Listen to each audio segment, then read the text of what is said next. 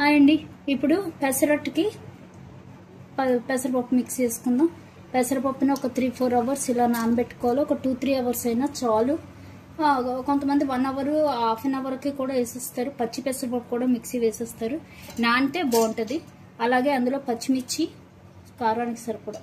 ఎక్కువ కారం అయితే మళ్ళీ తినకపోతే కష్టం కాబట్టి మీ కారానికి సరిపడా పెసరపప్పు మిక్సీ వేసుకోవాలి. కారం వేసుకోవాలి. అలాగే జింజర్, నేను నానబెట్టినప్పుడే జింజరు పచ్చిమిర్చి తరిగేసి పెట్టేసుకున్నాను.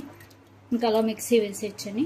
ఇప్పుడు ఇందులో మనం సాల్ట్ వేసి మిక్సీ వేసేసుకోవాలి. కొంచెం వాటర్ వేసి సాల్ట్, అలాగే వాటర్ వేసి మిక్సీ వేసేద్దాం. లైట్ ఆన్ చేయండి. ఇలాగా మిక్సీ వేసుకోవాలి.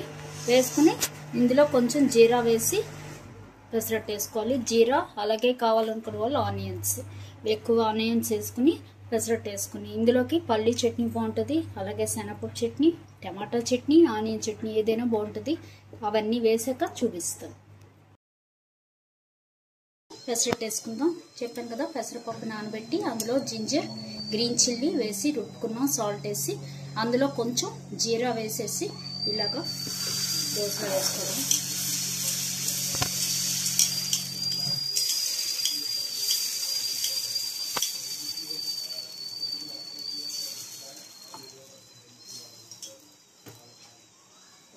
దీని మీద ఆనియన్స్,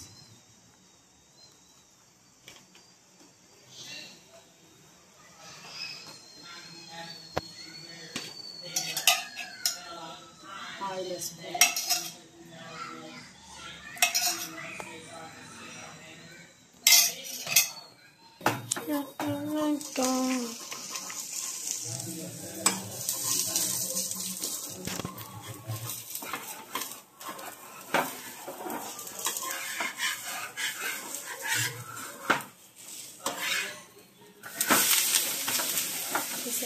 సూపర్ కాస్తుంది.